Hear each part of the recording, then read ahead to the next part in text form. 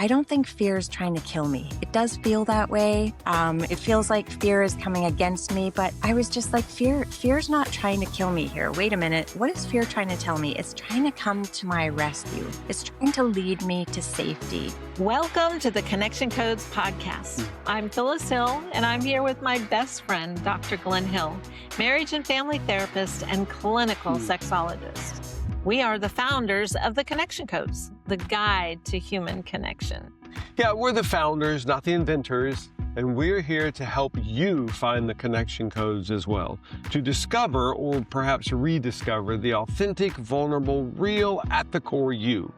And that will lead you to deep connection with yourself and with others in any situation, because humans connect through core emotions. Thank you for being here. Let's get started.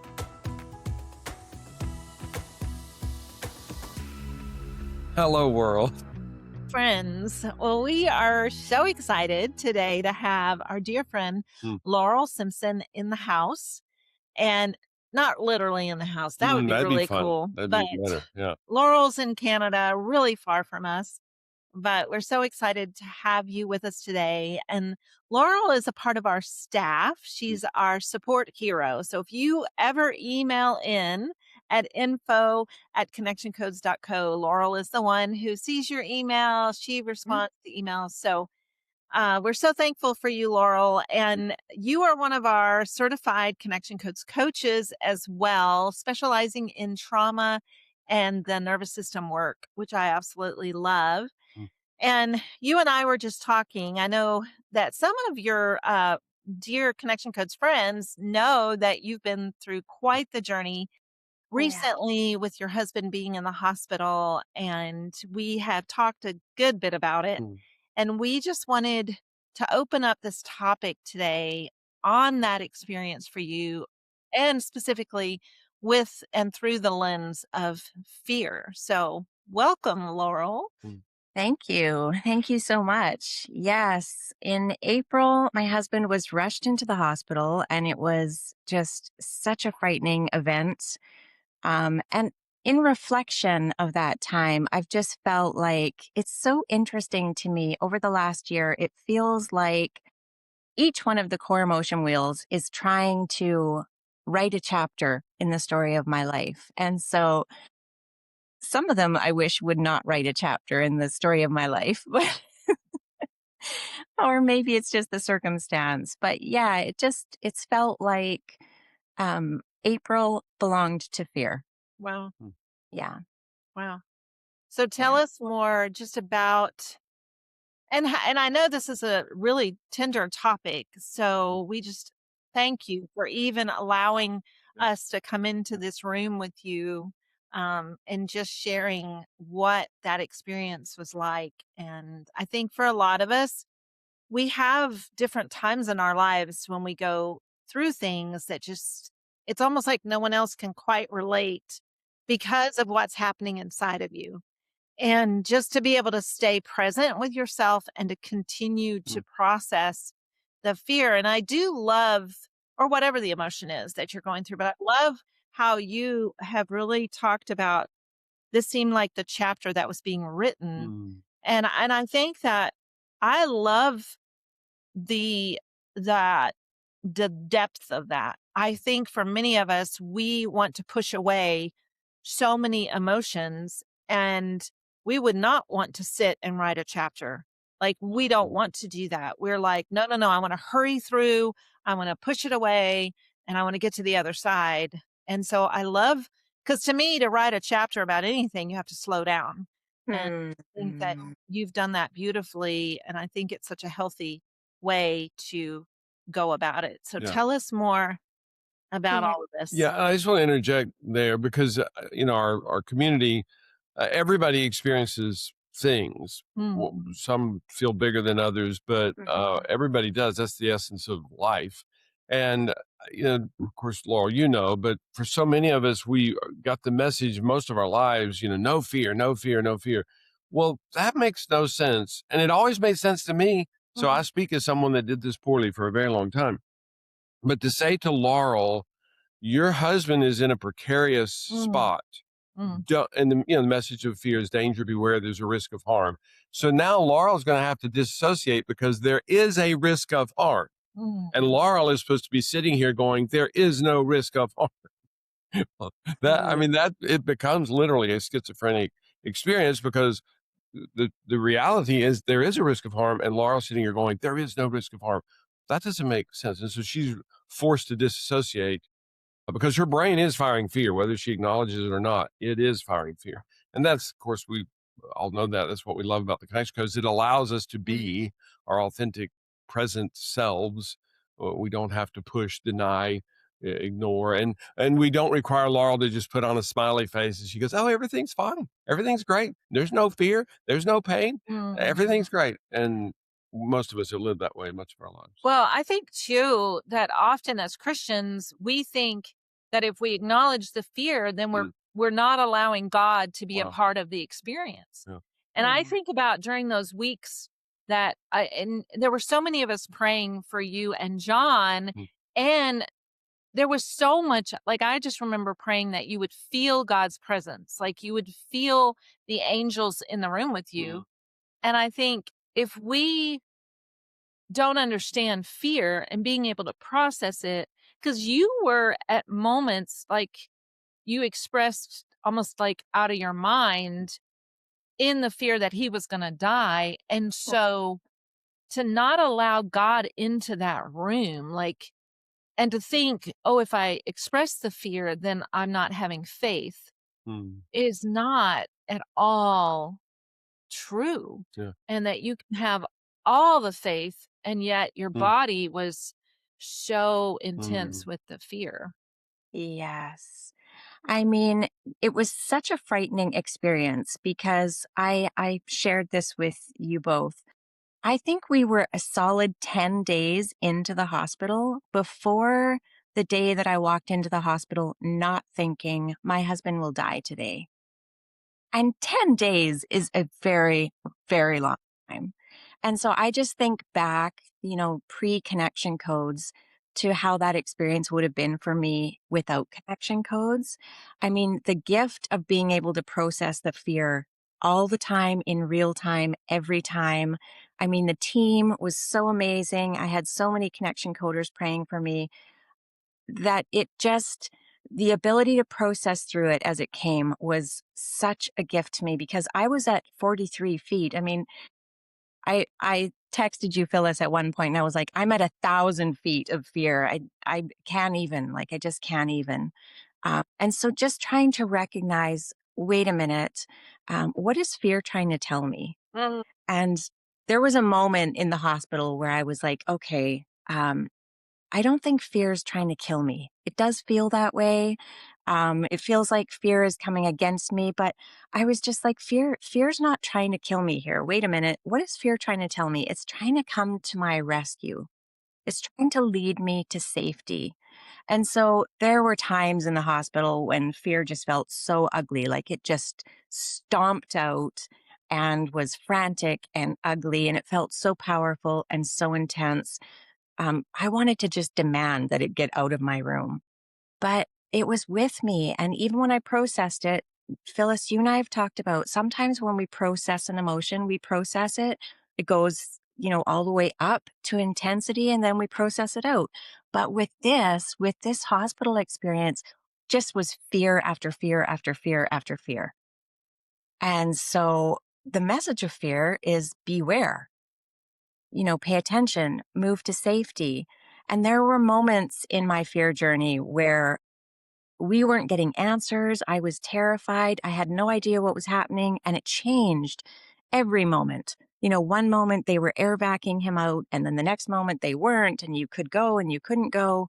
And so there were moments, I feel like, where fear held hands with anger. And the message of anger, of course, is power up and take action. And so in those moments, fear was saying to me, beware, danger, move to safety. And anger was actually giving me that motivation to advocate for John in the hospital.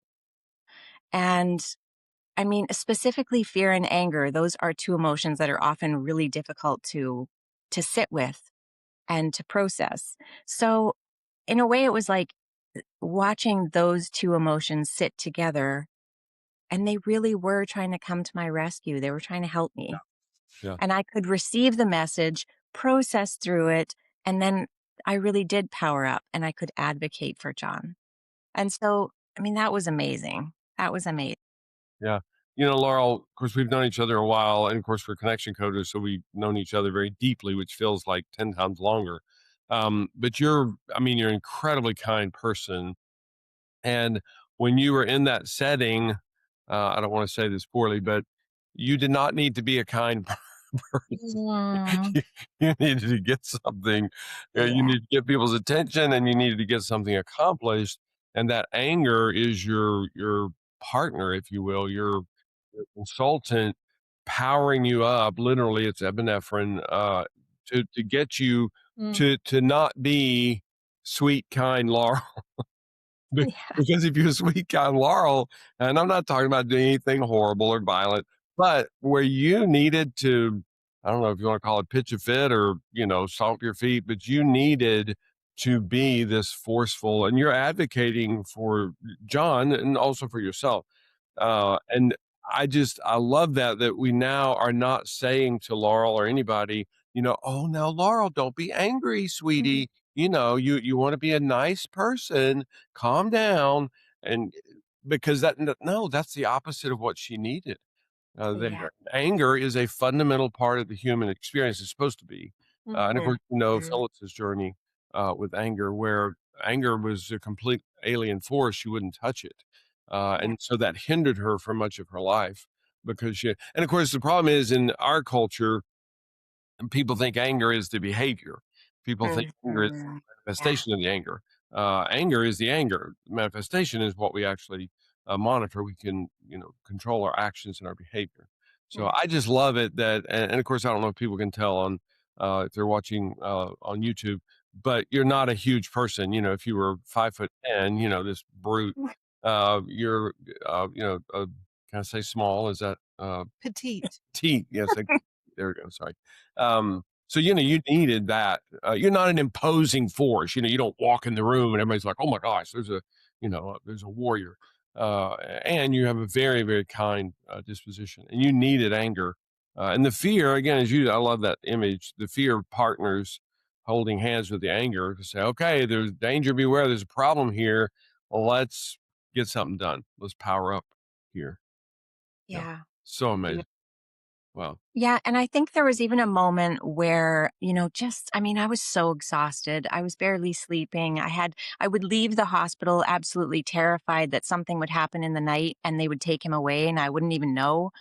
I was barely sleeping. And I think there were moments when fear also partnered with lonely. Like it was almost like I can just see a picture of I was just so spent. And I was just like, fear, like, I'm just done with you. Like, just go away. I'm too tired. And, I feel like in those moments, lonely would come in and sit with fear. And it just felt like, Lonely didn't judge me for wanting fear to go away. And and it was like they could just wait for me, hold space for me until I was ready to come and sit with them again. And, like lonely, the message of lonely is I'm unsupported. And I just felt like lonely was sitting with fear, saying, I hear you, you're unsupported. What do you need? Until I could come back and be like, okay, what do you need? And it's like I just felt fear saying to me, you know what I really need from you, Laurel? I just need your partnership. Like fear was telling me, I need your partnership, Laurel. I need you. I just need you to hear me. I just need you to listen to me. And the more I resisted her, the more I chastised her, the Mm. louder she got. And it Oh, was just like, if I could just slow things down, sit with her for a minute and just be like, okay, fear, what are you trying to say? And if I could partner with her, then she could process. It's almost like fear could process it through it on her own, but partnering with me. It was just so precious. Like, of course, much more precious in hindsight than in the moment when I was going through it. Yeah.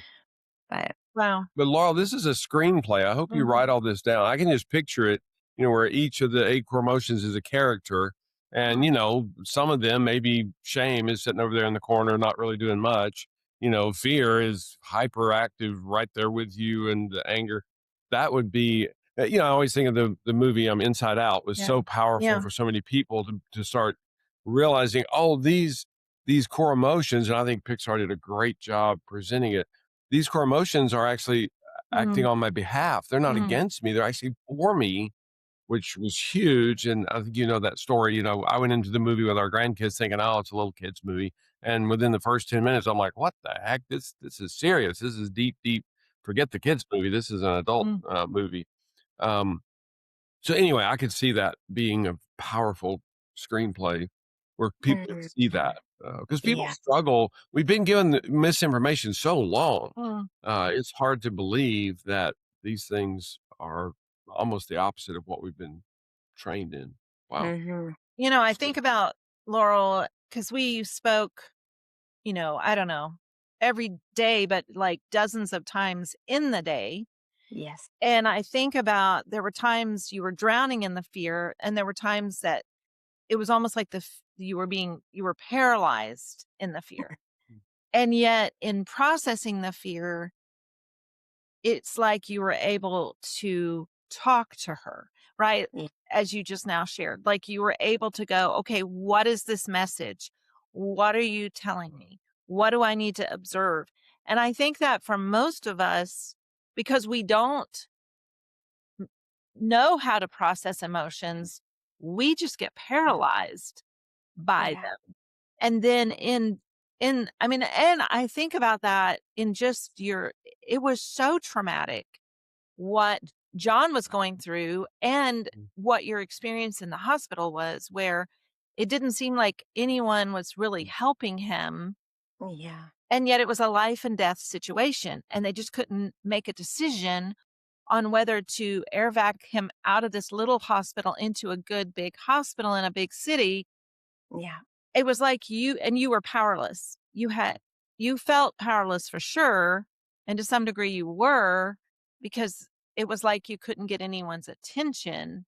Yeah. And how far in, how many days in until the anger became stronger than the fear?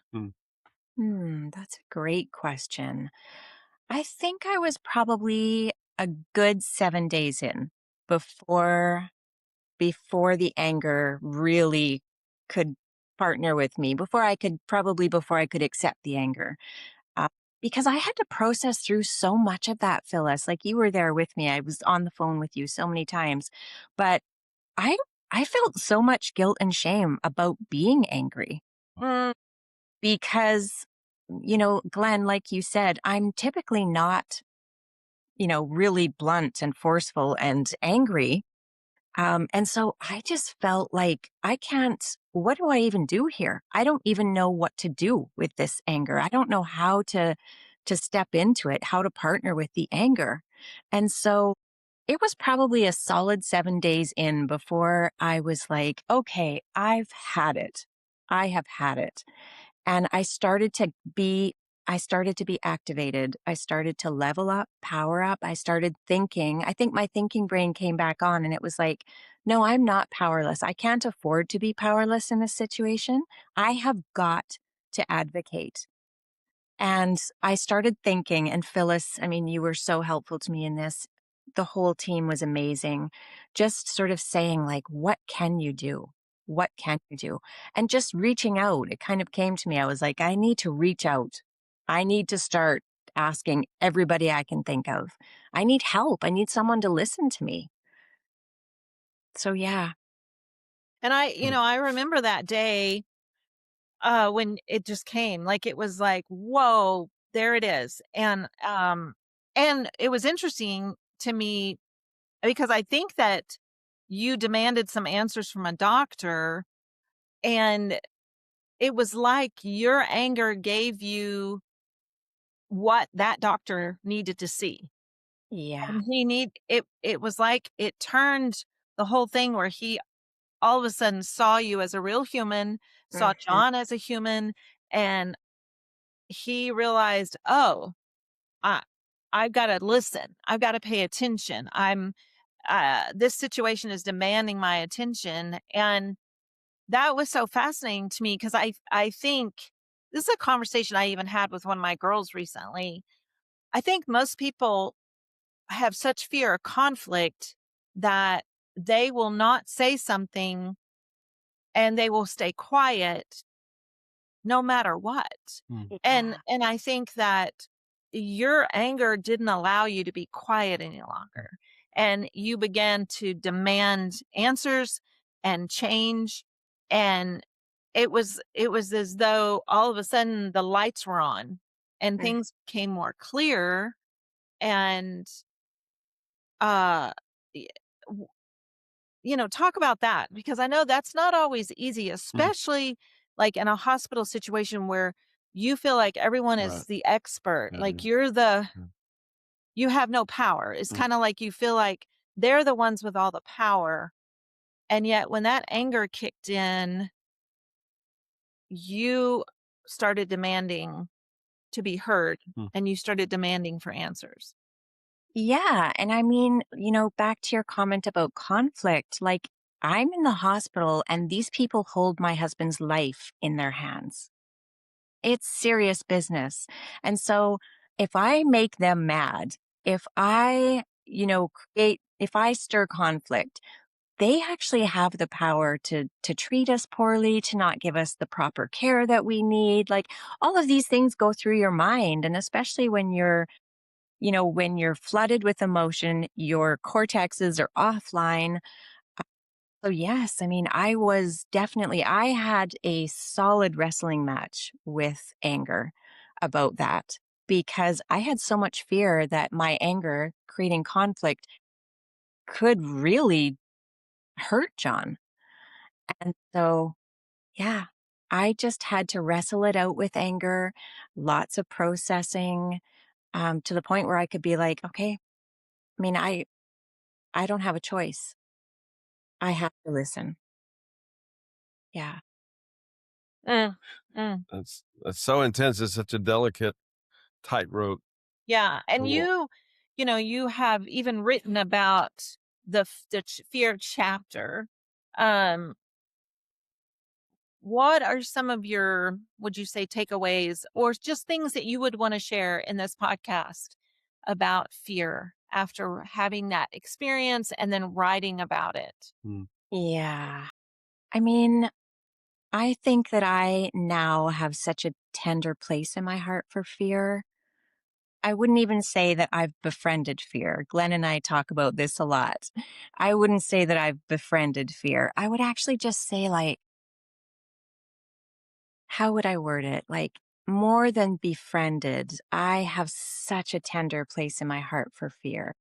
Like, I look at her tenderly and I realize the importance of being able to sit with my emotions, to really truly be with them. Because sometimes we're trying to process emotion. Phyllis, you and I've had this conversation recently. Sometimes we're trying to process emotion so that the emotion will flow through. And it can almost be like we're trying to get rid of the emotion, even in the verbiage that we use sometimes. Like it can appear like we're trying to get rid of it, to process it through and out so that we get rid of it. But in those situations, and there's going to be situations in our listeners' lives where they can't. I mean, like in the hospital, I would process through one fear and another fear would be right behind it, and then another, and then another, and then another. And I had no choice but to sit with it. Mhm. And I think there's something so precious and sacred about making space to sit with emotions in those situations. And I mean, I think what fear has taught me, I think fear has just taught me it all of our emotions need partnership. I mean, that's what they're asking for. They're saying, please give me a voice. Please hear me. Please sit with me. And I think that's my biggest takeaway. Wow. Yeah, and it's so sad and amazing culturally, and I think it's in every culture that I've ever sat with, but we're all born this way. Mm. The 6 month old, a 1 year old, a 2 year old doesn't try to do this. They do it automatically. That's why it's called the connection codes. We're coded, we're hardwired, we're designed. I think it's a God design, but if there is no God, it's still the way humans operate. So this is not a foreign language you need to go Mm. learn. It's the language of your birth that you need to relearn. And it's so unfortunate that we've raised generation after generation after generation, unteaching them their inborn coded automatic management. We hear people say a lot, it'd be nice if life came with a manual. It does. It's called 8 core emotions. And those Mhm. 8 core emotions help us navigate what matters for us and protects and guides us. And Yeah. of course, for many centuries, we've been told, no, no, no, no, no, ignore all that.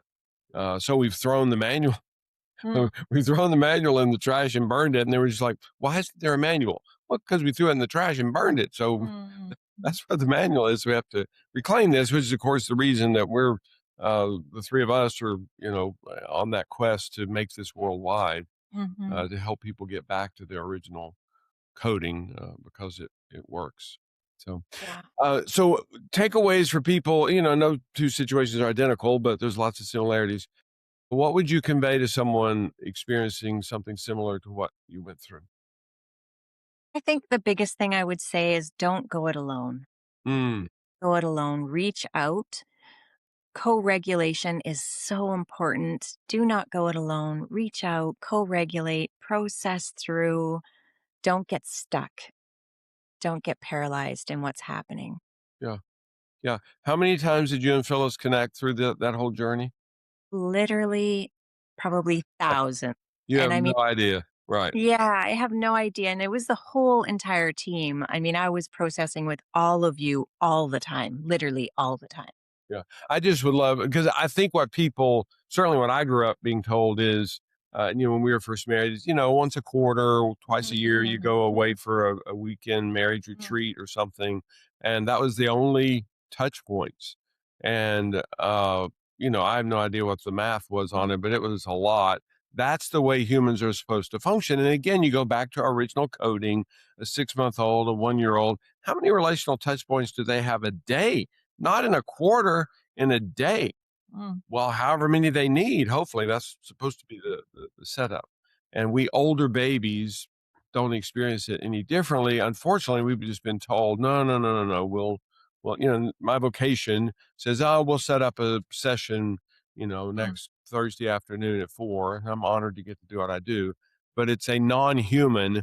And I think some great things can be accomplished through therapy and counseling and coaching. Uh, but actually, we're supposed to just be in community together in teamship. And it's a silly notion to think, oh, no, no, no, no, therapy is the way. Because if that's true, anybody that lived before Sigmund Freud had no hope, no opportunity. Because Freud was the first therapist. So it's a Mhm. silly thing to go, no, therapy is the solution for humanity. That's not true. And there are plenty of scenarios, we know this, that over 90% of people will never Mhm. be in regular therapy. So it's a silly, Mhm. silly idea because what we really need is just human connection. Yeah. I think that so often, like like that morning when you woke up, you did not have that on your schedule. Hmm. That John would wake up in pain and ask you to drive him to the emergency room, which is not his character at all. Like it was so Mhm. he was in so much pain and knew the urgency. And and I think about that in life, like even our very first granddaughter, which we were so excited about, and everything had gone beautifully during the pregnancy. And then, she goes in our daughter goes into labor, and not at first, things were not, you know, it was a slow progression of a birth, and it took, sadly, like, too long, like a couple of days.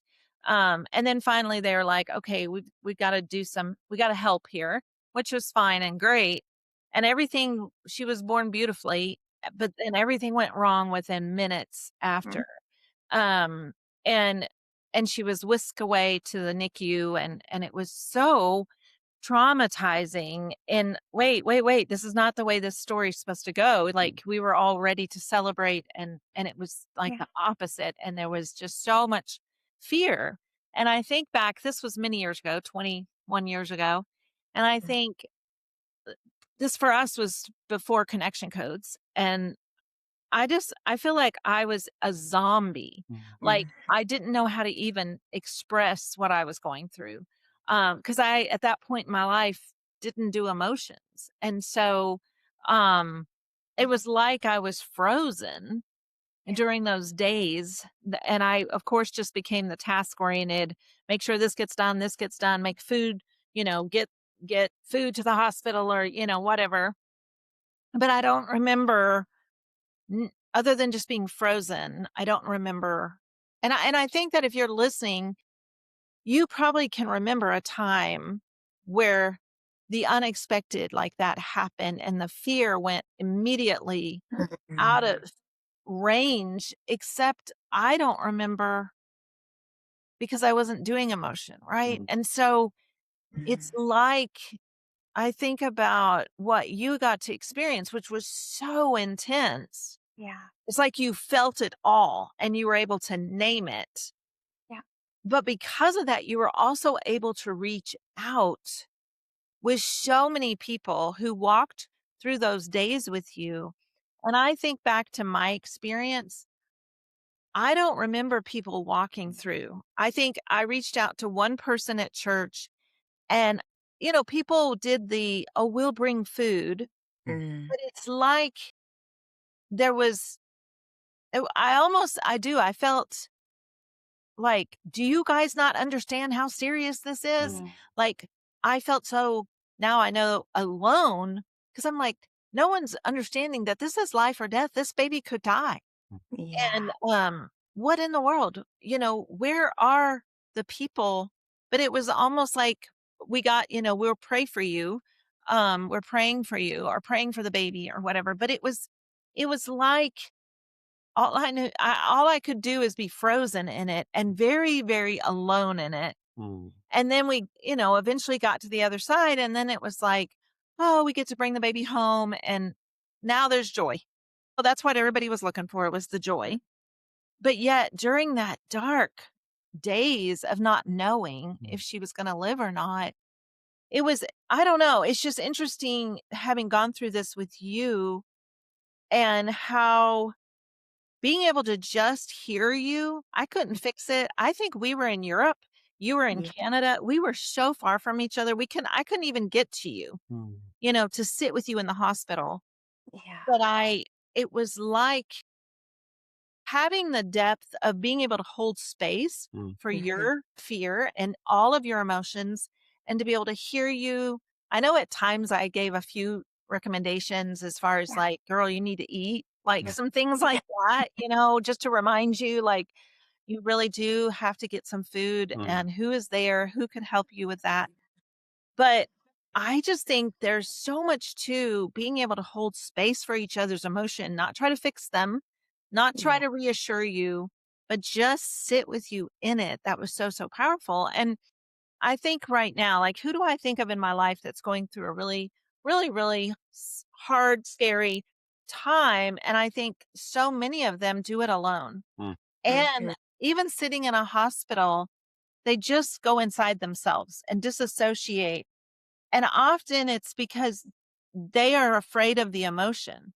They are Yeah. afraid of, like, the the experience, or they're afraid they won't ever be able to get out of that like, for you it's like you were wrestling with fear, and you Mhm. continued to wrestle with fear, and you were fighting with fear, and you were talking to fear, and you were showing up with the fear. um And I think it's the knowledge that you have of, "No, no, no, this is what you're supposed to do. You're Yeah. not supposed to disassociate and go into a zombie state until you make it to the other side." Mm. Mm. Yeah, I mean, completely. And I remember one moment where it was early in the morning. I was here having coffee, kind of preparing myself to go to the hospital to see John. And I think they were talking about air vacuuming him out, and they had this time decided I could not go. There's a mountain range between us. So there's a lot of driving time where I wouldn't even have service. And I just started envisioning, like, what happens if John dies when I'm in the mountain service and I don't even have service and they don't even tell me, and I arrived there and they tell me my husband has passed away. I mean, 1,000 feet of fear. It doesn't even touch it.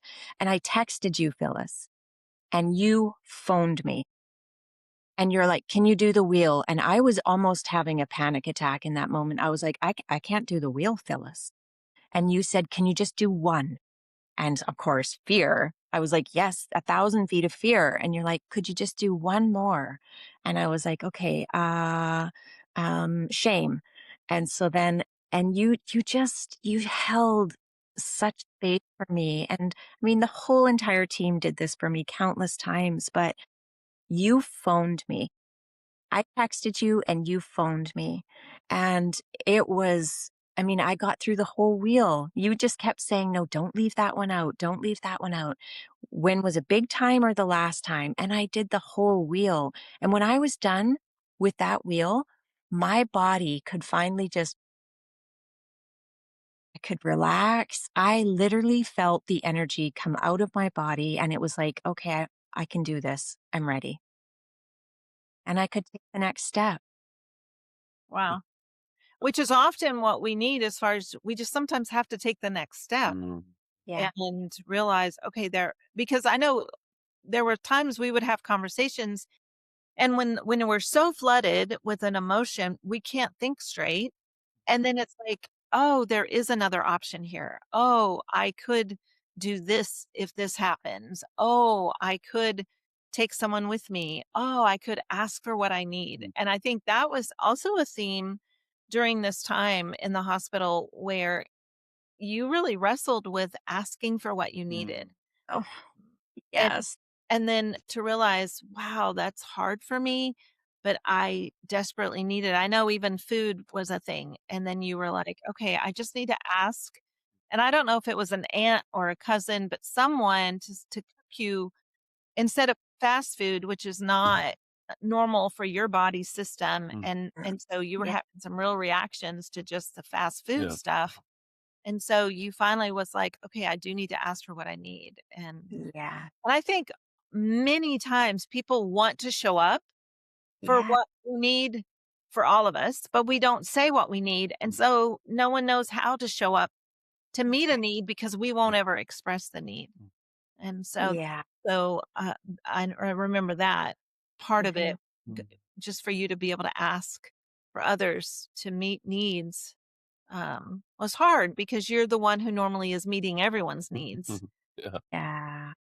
Yeah, so hard. And I have another thought about I was driving home one time from the hospital and just sobbing, and I phoned one of our team members and I was just crying and I said like, "Oh, I got to get my stuff together, right? Like I got to get it together before I get to our son's house." And I remember her saying, "Oh, what's happening with that? What am I missing? Why do you have to get it together?" And I was just like, "Well, I don't want my kids to be scared." And she was like, "Laurel, they're already scared. They just want to be with you in it." And it was like, "Oh, how did I forget that?" Mhm. But Wow. thank goodness. And again, just reaching out and those little touch points where it was like, "Oh yeah, right." Wow. Wow. Yeah. And Yeah. I love even ending on that because I think sometimes we think, "Oh, we don't want our kids to see this," and yet it's such a beautiful teaching moment. Mm. If you're real, you're authentic, and you're letting the tears flow, letting speaking the fear, speaking the anger, all the things, it actually teaches your kids, "Oh, yes, That's this how we is do that. how we are Yeah. supposed to do that." And those will stick with them when they are going through times where they need that information and where they're like, "Okay, remember how mom did this? This is how we need to do this." Mm. And Yeah. so that's really, really beautiful. So, as you know, we always end our podcasts with the core emotion wheels. Mm. So, we'd love for you to do it today, Laurel. And you can do it an issue specific around that experience, or you can do it of something more current. Hmm. Yes, I would love to do it. I think I'm going to do an issue specific around that event, just some of the things that were happening for me in those moments. Obviously, fear was my greatest companion. So I'm going to start with fear. Just so much fear in those times, just the uncertainty, so much fear. And sad. I mean, I was just so sad and hurt because normally I would make all these decisions with John. All these big decisions would be made with him. And suddenly he was completely out of it for especially the first 4 days. So just so much sad and hurt and lonely, tons of lonely and not knowing what the right thing to do was and having to make decisions by myself. Um, Let's see. Guilt. I actually do think that guilt and shame fired for me just in the wrestling with anger. Like, oh, I felt anger fired. I wasn't trying to feel angry, it just fired. And then it was followed by guilt and shame. Like, oh, I don't know what to do with this anger. Um, what else am I missing? Obviously, joy. I mean, so much joy. Joy that I had the support that I had, that I found and reached out for the support that I needed, and so much joy that we're home, we're safe, all is well, we're recovering. Lots of joy in that. Wow. Did I miss it, or did you mention lonely? Yeah. You did. Yes. Okay. Yeah. Because Yeah. John usually helps make those Oh, decisions. right, right, right. Yeah, Yeah. that's super lonely. John was not available to Yeah, help make those decisions. yeah. Wow. Wow. Mm. I hear that. And I know just because of being so close to you during that season, during those weeks, just that lonely was right there all the time because of that whole relationship. You and John are, so close and so connected, and to not have that, and for him to be in so much pain, I know was really, really hard. And I remember you sharing even shame of not having more answers. Like Mm. it was out of your whole realm to understand what was happening in his body. What does someone need who's going through what he was going through? Like, and I remember you saying, I just feel shame that I don't know. I don't know. And, um, and it was such a, to me, beautiful way to really find all of that within yourself Mm. during that time and be able to say that, like to be able to go, yeah, I don't know. Mm. And then, to get to the need, well, what do you need? uh how do we find answers when we don't have the answers, Mm. that gets into the what do you need, and being Yeah. able to reach out to others who do have more knowledge. And I know you did a little bit of that with just reaching out to friends that are in the medical field, and to be like, Yeah. I need some help here. I need advocacy. I need Yeah. knowledge. Like, what are the options? Because I'm not getting it from the hospital staff. So I need to bring it Mm. to the table and go, hey, is this not an option? And Yeah. Yeah. so, well, friend, thank you Yes. for sharing that. And as you shared in your wheel under joy, you are back Mm. home. John Yeah. is back home. I know that you recently got to ride your motorcycles together, which means to me, the day that you sent that picture Mm. of you guys on the motorcycle, I'm like, okay, there's John. There's Yeah. John, that he is in good enough health again, that you guys can ride together is huge. I'm so thankful for that. And I know you still have some things ahead, some surgeries ahead, and there are Yeah. some other things, but I'm so thankful.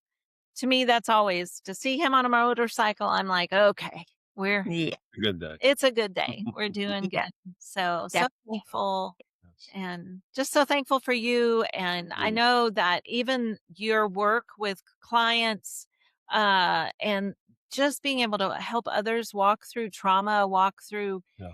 you've had so much experience, and you've been certified in trauma. You've done so much work in the past to be such an amazing coach. And so if you're listening today and you're like, oh, I'd like to connect with her, we will put those things in the show notes so that you would know how to reach Laurel. But always know that you can reach her through info@connectioncodes.co.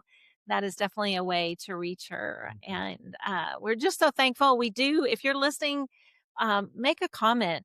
We love that. And we also appreciate your 5-star reviews because that reaches more people. That's kind of how the game works. Yep. So thank you, Laurel. And we do all of this because you need this. You deserve this. So let's do this. Thank you again for joining us on the Connection Codes podcast. We want you to know this is for information and educational purposes.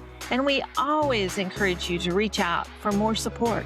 And here's something we'd love for you to know. There's so much more waiting for you. We have a whole community around this, a place to practice these tools with real people who are on the same journey.